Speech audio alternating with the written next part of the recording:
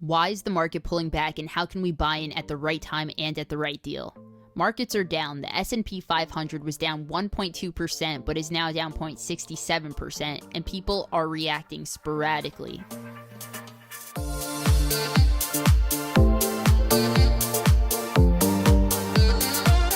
Hey guys, it's Mel here. Welcome back to the channel. In this video, we will examine the reason for this major market pullback caused by Janet Yellen's comments on interest rates, figure out who is actually calling the financial shots in America, and maybe most importantly, look at how to win in stocks when the market doesn't want us to. So you'll want to stick around for that.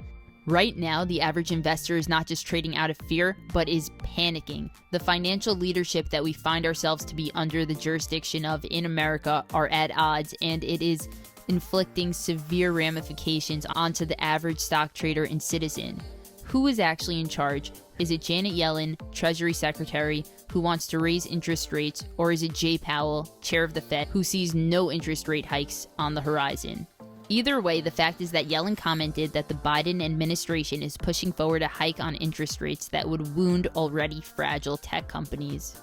When you start thinking of the prospect of higher interest rates, that's just one of the implications for why the NASDAQ would be down. But now you have the possibility of Janet Yellen, the Treasury Secretary, who used to be Fed chair, talking about the need to raise rates when Jay Powell and the Fed seem intent on the idea that they're doing nothing until 2023.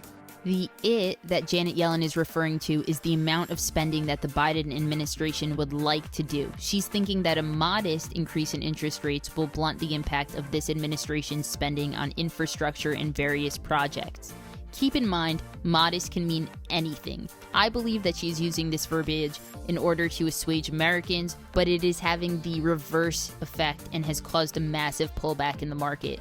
For Yellen, I think it's reminiscent of her worst call at the Fed when she decided to tighten in December 2015 after years of low rates. She said she wanted to contain inflation. Within 6 weeks, the inflation balloon had collapsed, and she did some real damage to the economy. The reason this sparked such a major sell-off is because we have already seen this scenario play out a few times before. For example, it took place in the 1920s, but more recently in the 1980s recession, which resulted for the same reasons we are seeing now. The U.S. increased interest rates to combat inflation, which subsequently caused a recession. Now, I'm not saying that this will lead to a recession, but I am making the point that this is not something that investors like to hear or take lightly. What happens to some of these tech names that have posted actually pretty decent earnings, maybe even upside surprises, and not done anything in terms of stock moves or gone lower? Like I said before, this is bad news for tech stocks who have been, regardless of this, having a really hard time lately. Even after beating earnings calls, they have seen many red days, which can be very disheartening to investors and cause additional sell-offs. Here's the thing, a lot of this has to do with inflation. Inflation can pretty much be looked at in two ways. Prices are either going up because Americans are going back to work and getting jobs and getting paid, all right, not bad. Or they go up because the Fed is increasing the money supply and circulation, but Americans are not making more money or not going back to work.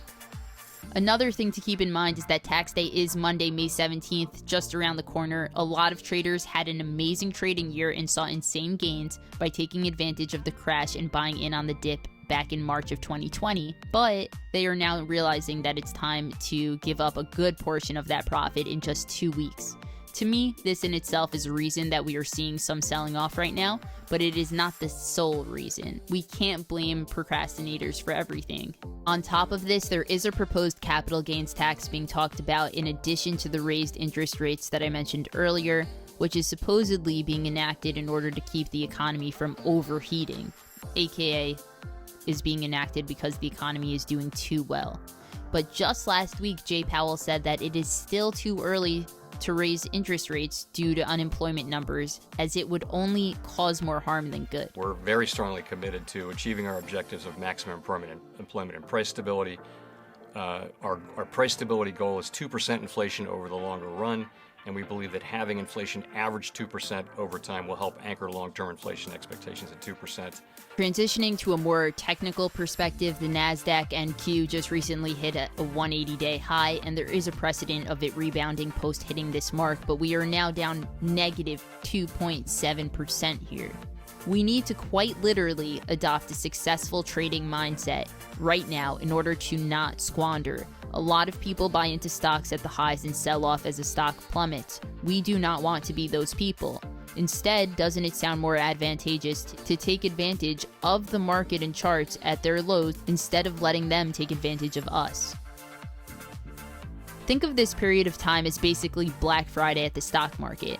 If you guys would want to know the 2 methods I use to go about situations like this, let me know in the comments and I'll make a video about it. But thanks for sticking around. I wanted to get this video out as soon as possible in case this can help someone on a red day or a pullback period. I hope you guys enjoyed and found this video helpful. If you did, I'd really appreciate you hitting that like button and subscribe. And leave a comment if you have a unique take on pullback days or if you have anything to say about it. Thanks again, guys. See you next time.